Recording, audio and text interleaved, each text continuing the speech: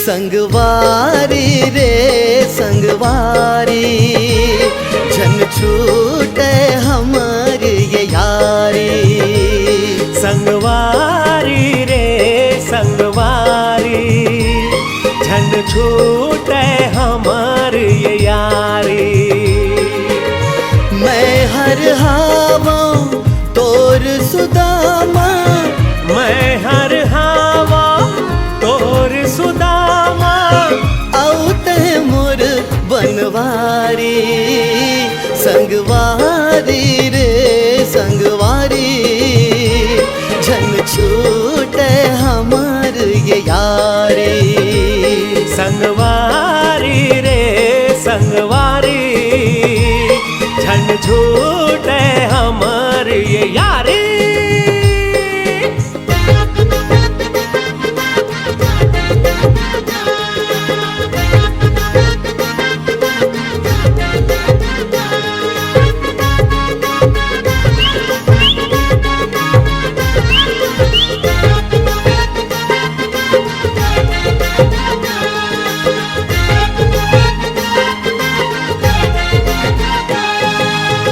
नान्हेपन के यारी ले संगी, जवानी महामन समागे।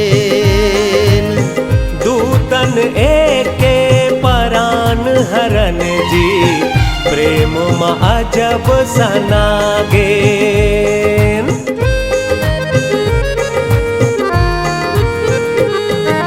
कर्म धर्म के रद्दाला धर के, दुख सुख माँ बिल मागे।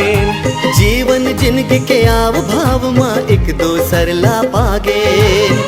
एक बगिया के हम दोनों झन, एक बगिया के हम दोनों झन, हावन गा फुलवारी।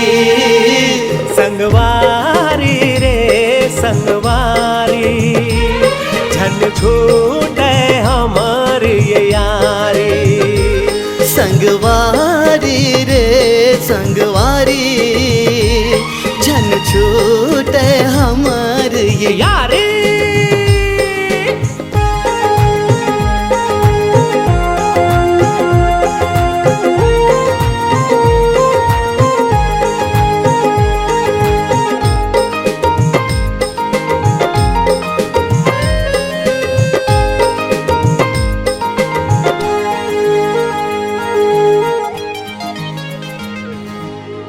एक दूसर के दुख सुख बर हम, यारी के यार कहावो। जियत मरत ले जिंदगी ला संगी, एक दोसर वर खपाबो।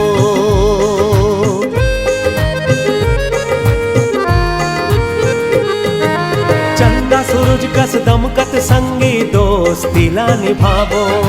माया मितानी के किस्सा ला चल चल गा दोहराबो।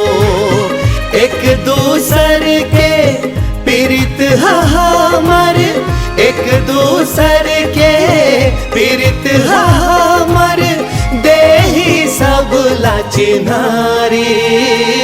संगवारी रे संगवारी, झन छूटे हमार ये यारी।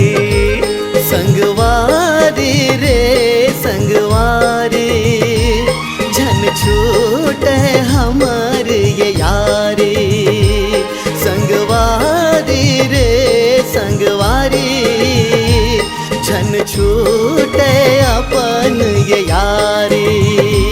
झन छूटे हमार ये यारी, झन छूटे अपन ये यारी।